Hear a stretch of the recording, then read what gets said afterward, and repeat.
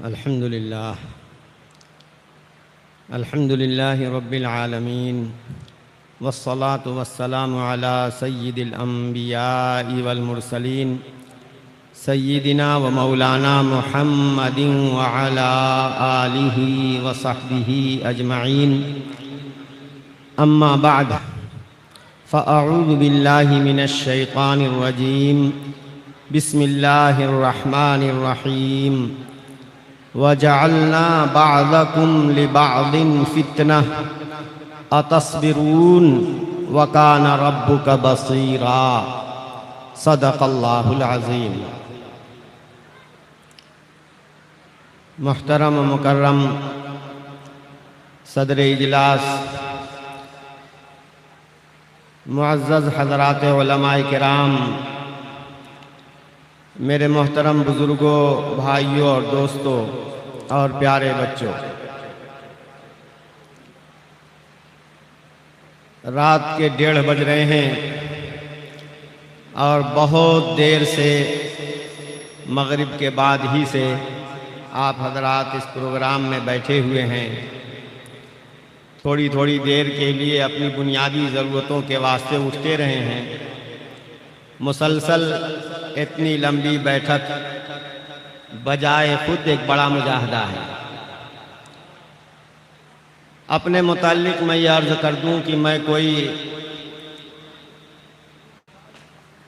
پیشہ ور کہیے یا یہ کہیے کہ کہنہ مشق تجربہ کار مقرر نہیں ہوں کہ رات کے 2 بجے تک 3 بجے تک آپ مجھ سے تقریر کرا لیں. میں تو معمول کے مطابق رات کو 11 بجے سو جانے کا عادی ہوں. یہ ہمارے بزرگ دوست مولانا اسلم جاوید صاحب کی کشش تھی جو میں یہاں حاضر ہو گیا ہوں.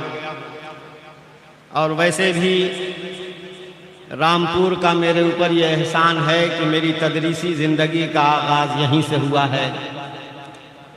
آپ کے مدرسہ مطلع العلوم جو گھیر مردان خاں میں ہے، یہیں سے میری تدریس کا آغاز ہوا ہے.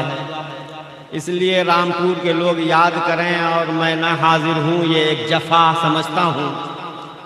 بہرحال میرے بھائیوں اور دوستوں، پھلدار درخت پر ہی بچے ڈلا پھینکا کرتے ہیں. جہاں کچھ مال دولت ہوتا ہے وہیں چوری کا خطرہ ہوتا ہے. اللہ نے ہمیں ایمان کی دولت عطا فرمائی ہے اور ایمان کے کمال کے لیے اعمال صالحہ ضروری ہے. مومن اپنے اس ایمان کی دولت کو بچا کر، سنبھال کر، مرتے دم تک لے جائے اور کلمے پر ہی اس کی موت ہو، یہ اس کی سب سے بڑی کامیابی ہے. اس کی یہ دولت اتنی عظیم دولت ہے کہ کل قیامت کے دن اولین و آخرین کا مجمع ہوگا. اہل ایمان کو جنت میں اور بے ایمانوں کو دوزخ میں بھیجا جائے گا. اس وقت جو ایمان سے محروم ہوگا وہ کوشش کرے گا، چاہے گا کہ اپنا سب کچھ دے کر کسی سے ایمان کی دولت حاصل کر لے. ممکن نہیں ہوگا. میرے دوستو، ایمان کی اس دولت کے رہزن قدم قدم پر ہمارے سامنے کھڑے ہیں. اللہ پاک نے اس آیت کریمہ میں اس بات کا ہی اسی کو فرمایا ہے، وَجَعَلْنَا بَعْضَكُمْ لِبَعْضٍ فِتْنَةً.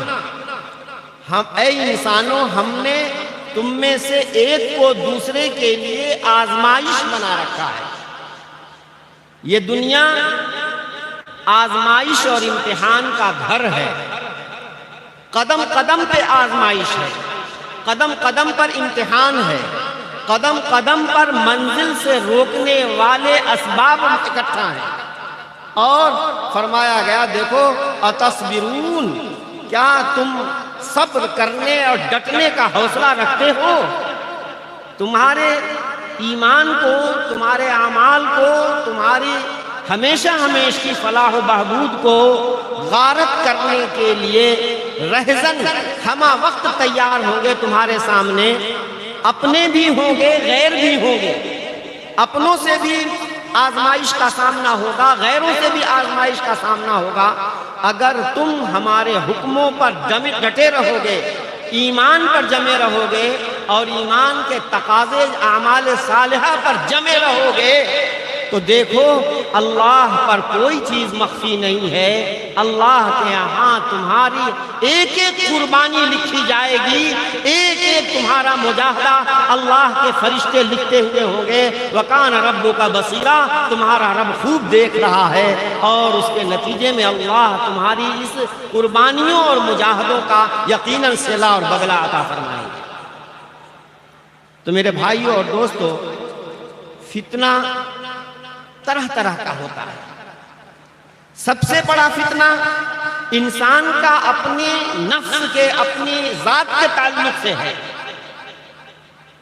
اللہ نے ہمارے دل میں جو ایمان عطا فرمایا ہے، اس ایمان کے تقاضے کے مطابق اگر ہم عمل کریں گے، نماز کی پابندی کریں، حج فرض ہو جائے حج کریں، زکوٰۃ فرض ہو جائے زکوٰۃ ادا کریں، والدین کی خدمت کریں اور پڑوسیوں کے ساتھ حسن سلوک کریں، حرام چیزوں سے اپنے آپ کو بچائیں، گناہوں سے اپنے آپ کو بچائیں، تو یہی ہمارے اعضاء اور جوارح میں ایسی انرجی، ایسا پاور، ایسی نورانیت پیدا ہوگی کہ ہم سے اعمال صالحہ نکلیں گے. اور اگر خدا نخواستہ ہم نے حق سے اعراض اور تابی کی، حق کو اور ایمان کی ہم نے قدر نہیں کی، نتیجہ یہ ہوگا کہ ہمارا گرد و پیش ہمارے مخالف ہو جائے گا. ہمارا گرد و پیش ماحول ہمارا مخالف ہو جائے گا. وہ لوگ جن پر ہمیں اعتماد اور بھروسہ ہے وہی ہمیں نقصان پہنچانے کے در پہ ہو جائیں گے. میرے دوستو، سپر پاور طاقت اللہ کی ہے. دلوں کے مالک اللہ ہیں. دل اللہ کی دو انگلیوں کے درمیان ہیں، جیسے چاہیں اللہ پھیر دیں. اگر ہم نے اللہ کو راضی کیا تو اللہ پاک ہمارے دشمنوں کو ہمارا موافق بنا دیں گے، اور اگر ہم نے اپنے مالک کو ناراض کر دیا تو ہمارے دوست بھی ہمارے دشمن بن جائیں گے. حالات طرح طرح کے آئیں گے اور اہل ایمان ہی کو زیادہ آئیں گے. وَجَعَلْنَا بَعْضَكُمْ لِبَعْضٍ فتنہ فرمایا گیا ہے. فتنہ یعنی آزمائش اور امتحان، یہ ہمارا امتیاز ہے. آزمائش اسی کی جاتی ہے جو زیادہ اللہ سے قریب ہوتے ہیں. فرمایا گیا اشد الناس بلاء الانبیاء ثم الامثل فالامثل. سب سے سخت امتحان انبیاء سے لیا جاتا ہے، پھر جو جتنا زیادہ نبی کی اتباع میں پختہ ہوتا ہے اتنے ہی زیادہ اس سے امتحان لیا جاتا ہے.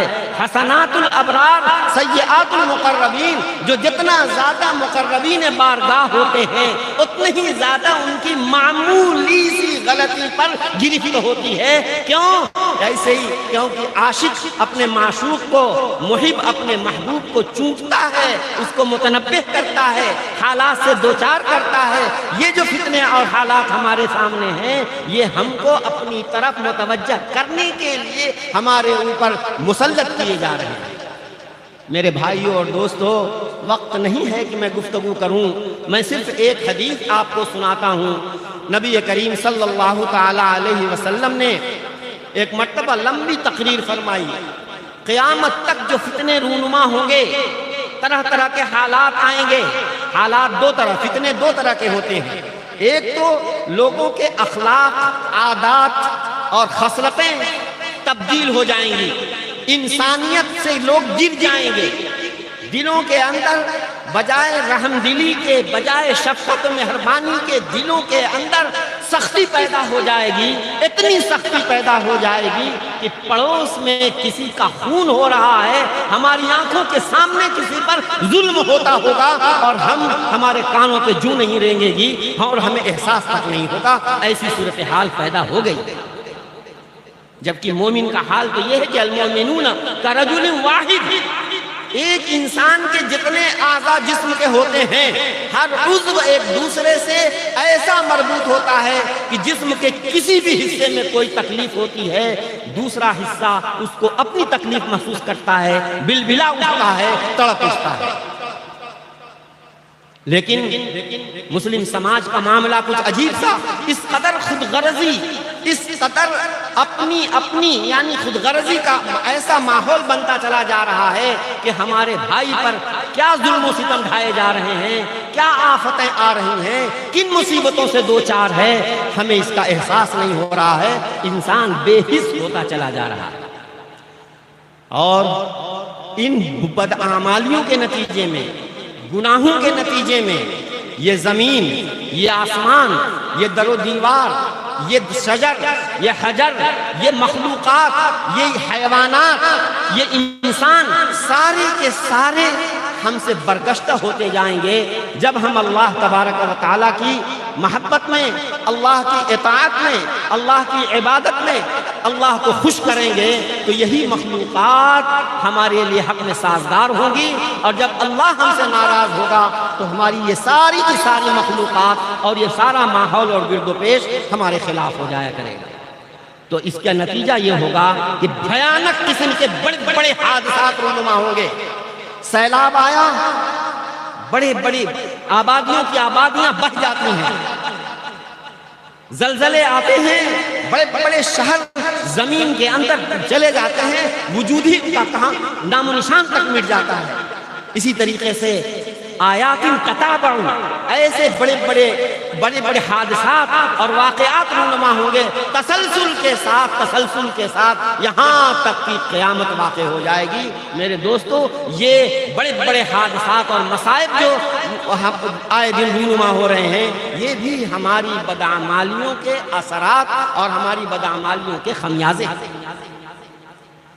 تو میرے بھائیو اور دوستو، حدیث پاک میں نبی پاک صلی اللہ علیہ وسلم نے ارشاد فرمایا، قیامت کی علامتوں میں سے کہ قیامت کی، بخاری شریف کی حدیث ہے، حضرت انس رضی اللہ تعالی عنہ اس کے راوی ہیں، ارشاد فرماتے ہیں کہ ان من اشراط الساعۃ ان یرفع العلم، قیامت کی علامتوں میں سے یہ علامت ہے کہ علم اٹھا لیا جائے گا، وَيَكْثُرَ الْجَهْلُ، جہالت پھیل جائے گی۔ بظاہر نالج، معلومات، ایجوکیشن کا بڑا دورہ ہے، لیکن میرے بھائیوں، جو علم ہے وہ علم ہے جو اللہ کے ڈر پر ہمیں برانگیختہ کرے۔ جس علم سے اللہ کا تقوی، اللہ کی خشیت، اللہ کا ڈر پیدا ہوتا ہے، اس کو علم کہا گیا ہے۔ انما یخشی اللہ من عبادہ العلماء۔ نالج، معلومات کا بڑھا لینا اور بہت زیادہ اعلیٰ ڈگری حاصل کر لینا یہ علم نہیں ہے میرے بھائیوں اور دوستو، یہ ایک ہنر ہے دنیا کے میں جینے کا، گزارنے کا ایک ہنر، ایک طریقہ ہم سیکھ رہے ہیں۔ وہ علم جس سے اللہ راضی ہوتا ہے، وہ علم جس کی بنیاد پر ہمیشہ کی زندگی آباد ہوگی، وہ علم دین ہے، وہ علم ہے کہ جس سے ہمیں یہ معلوم ہو کہ ہمارا مالک کس سے خوش ہوتا ہے، ہمارا مالک کس سے ناراض ہوتا ہے، یہ علم ہے۔ تو علم اٹھا لیا جائے گا۔ یہاں تک فرمایا گیا کہ علم کیسے اٹھایا جائے گا؟ علماء اٹھتے چلے جائیں گے، ان کی جگہ خالی رہتی چلی جائے گی، یہاں تک کہ لوگ جاہلوں کو اور علم کے دعوے داروں کو اپنا پیشوا بنا لیں گے۔ اور آپ آج دیکھ رہے ہیں میرے دوستو، یہ سب سے بڑا فتنہ آج کے دور کا یہ ہمارا یہ موبائل کا فتنہ ہے، اور یہ ہم دیکھ رہے ہیں کہ ہم ایسے ڈیجیٹل انفارمیشن کے دور میں ہم زندگی گزار رہے ہیں۔ ہر کسی کو، جس کسی کو تھوڑا الف با آ گیا، فوراً وہ فتوے بگھارنا شروع کر دیتا ہے، اور صاحب اپنا ایک چینل بنا کر کے دین کے مسائل بیان کرنا شروع کر دیتا ہے، اور ہم جانتے نہیں ہیں وہ تو داڑھی، ٹوپی، پگڑی لگا کر کے وہ اپنا چینل پر تقریر کر رہا ہوتا ہے۔ علماء سے جب ہم پوچھتے ہیں تو معلوم ہوتا ہے کہ سراسر جہالت پھیلا رہا ہے، گمراہی کی بات کر رہا ہے، شرکیہ باتیں کر رہا ہے، اور دین اسلام، دین نام کی کوئی چیز نہیں ہے، دین کے نام پر ضلالت و گمراہی پھیلائی جا رہی ہے۔ میرے بھائیوں اور دوستو، علم ہمیں علماء کی صحبت میں جا کر ملے گا، صالحین جن کو دیکھ کر اللہ یاد آئے، جو اپنے ایمان، اپنے عمل، اپنے قول کردار میں جو سچے ہیں، ایسے لوگوں سے ہمیں علم حاصل ہوگا تو وہ علم صحیح ہوگا۔ ہر دعوے دار سے جو علم حاصل ہوتا وہ علم صحیح نہیں ہوگا، وہ کچھ اور ہو سکتا ہے، وہ جہالت ہوگی۔ تو یرفع العلم، علم اٹھا لیا جائے گا، ویکثر الجہل، جہالت عام ہو جائے گی۔ آج ہم اسی دور سے گزر رہے ہیں کہ علماء، بالغ نظر علماء، وہ علماء جن کو دیکھ کر خدا یاد آئے، جن کو دیکھ کر، جن کی صحبت میں بیٹھ کر اللہ کا ڈر پیدا ہو، ایسے علماء اٹھتے چلے جا رہے ہیں۔ اور علم کے نام پر ہمارے درمیان جو اہل علم موجود ہیں، میرے دوستو بس کیا کہا جائے کہ زبان سے تو صرف جو ہے ان سے یہ دین کی باتیں نکل رہی ہوتی ہیں، دل کی گہرائیوں میں دین اترا ہوا نہیں۔ اور فرمایا اللہ اکبر، وَيَكْثُرَ الزِّنَا، بدکاری، زناکاری عام ہو جائے گی۔ آج ہم دیکھ رہے ہیں اس ماحول میں کہ ہر ایک جس کو جس ہوتا ہے چیٹنگ کرتے ہیں، اور نہ جانے دنیا کی کس مخلوق سے کون ہے، کیسا ہے۔ ہمارے لڑکے لڑکیاں ان موبائلوں سے ایک دوسرے سے رابطہ کرتے ہیں، اور رابطہ کرتے کرتے کرتے بات اتنی آگے بڑھتی ہے کہ ماں باپ کے قابو سے باہر ہو جاتے ہیں۔ اس کے بعد نتیجہ جب ظاہر ہوتا ہے تو پتہ چلا کہ فلاں کی لڑکی فلاں کے لڑکے کے ساتھ بھاگ گئی، فلاں کی قوم کی لڑکی برادری بلکہ دوسرے مذہب کے ساتھ چلی گئی۔ یہ آئے دن یہ دلدوز واقعات ہوتے ہیں۔ اب روتے پیٹتے پھرو، نہ لڑکی سمجھنے کے لیے تیار ہے نہ لڑکا سمجھنے کے لیے تیار ہے۔ بلکہ میرے بھائیوں اور دوستوں، کچھ لوگ تو ایسے ہیں جو واقعتاً ایسے گرگے چھوڑے ہوئے ہیں جو ہماری بیٹیوں، ہماری بہنوں کی عزت و آبرو کو تار تار کریں، اور اس کے نتیجے میں ہماری بیٹیوں کا ایمان سلب ہو جائے، اور ان کے ذریعے سے ہمارے گھروں کے اندر بددینی پیدا ہو جائے۔ علم جو ہے ختم ہو جائے گا، اور جہالت پھیل جائے گی، زناکاری عام ہو جائے گی، شراب کثرت سے پی جانے لگے گی۔ چوتھی چیز فرمایا، اور پھر فرمایا وَيَقِلُّ الرِّجَالِ، مردوں کی کمی ہوگی، عورتوں کی تعداد زیادہ ہوگی۔ یہ بھی ہم اپنی آنکھوں سے دیکھ رہے ہیں۔ حساب لگایا جائے تو مردوں کے اعتبار سے عورتوں کی تعداد زیادہ ہے، اور شرعی حکم کے مطابق ہم عورتوں سے نکاح کرنے کے سلسلے میں چونکہ کوتاہی برتتے ہیں، جس کے نتیجے میں ہماری بہت سی بیٹیاں بڑی بڑی عمر کی ہو جاتی ہیں اور اپنے نکاح کو اور شادی کو ترستی ہیں۔ کچھ ہم نے ایسے رسم و رواج بنا لیے ہیں جس کی وجہ سے جہیز کے مطالبے نہیں پورے کر پاتے ہیں، رسوم و رواج کے تقاضے نہیں پورے کر پاتے ہیں، اور ہماری بچیاں 40 سال کی، 45 سال کی ہو جاتی ہیں، اور ان کو کوئی پیغام دینے والا نہیں ملتا ہے۔ یہ ہمارے غلط بود و باش کا نتیجہ ہے، غیروں کے ساتھ رہ کر کے ان کی کلچر اور تہذیب اپنانے کا یہ سب نتیجہ ہے۔ بہرحال میرے بھائی اور دوستو، فتنے بہت ہیں، طرح طرح کے فتنے رونما ہوتے رہیں گے۔ میرے پاس وقت نہیں ہے، میں اور بھی باتیں بیان کرتا۔ مجھے عنوان دیا گیا تھا کہ حضرت امام مہدی پر بھی تمہیں کچھ گفتگو کرنی ہے۔ بھائیوں، بات صرف یہ ہے کہ یہ علامات قیامت میں سے ہے۔ ظلم جب زیادہ حد سے بڑھ جائے گا تو اللہ تبارک و تعالیٰ کو جلال بھی آتا ہے، اور اس پر پکڑ بھی ہوتی ہے، اور ایسا بھی ہوتا ہے کہ پھر اللہ تبارک و تعالیٰ کوئی مصلح پیدا کرتے ہیں، اور اس کو ایسی طاقت اور ایسی ہمت اور ایسی قوت اور ایسے اسباب فراہم کرتے ہیں کہ وہ عام طور سے اصلاح خلق کا فریضہ انجام دیتا ہے۔ ماضی میں بھی ہوا ہے، اور قیامت سے پہلے حضرت امام مہدی کے ظہور کے ذریعے سے بھی ہوگا، اور انہی کے زمانے میں حضرت عیسیٰ علیہ نبینا علیہ الصلوۃ والسلام کا نزول بھی ہوگا، جو دین محمدی پر عمل کریں گے۔ اس ایک امتی صالح شخص کے پیچھے اقتدا کریں گے، اور ان کے ساتھ مل کر کے دجال سے لڑیں گے، اور طاغوتی طاقتوں کا مقابلہ کریں گے، اور پھر دنیا شر و فساد کے بجائے خیر کے ساتھ بھر جائے گی۔ اچھا زمانہ آئے گا، اور لوگوں میں مادی اعتبار سے، دنیاوی اعتبار سے بھی اور دینی اعتبار سے بھی بھلائی اور خوشحالی آئے گی۔ اللہ سبحانہ و تعالیٰ سے دعا کرتے رہیے، اللہ ہمیں فتنوں سے محفوظ رکھے، اور خیر کے جتنے بھی دروازے ہمارے سامنے کھلتے ہوں ان دروازوں میں داخل ہونا اپنا فریضہ ہم جانیں۔ خیر کے جتنے بھی کام ہیں ان میں زیادہ سے زیادہ ہم حصہ لیں۔ کیا پتہ ہماری کون سی ادا بارگاہ تعالیٰ تعالیٰ میں بارگاہ عزگی میں مقبول ہو جائے اور ہمارا بیڑا پار ہو جائے۔ اللہ سبحانہ و تعالیٰ ہم سب کو فتنوں سے محفوظ فرمائے۔ وآخر دعوانا الحمدللہ رب العالمین۔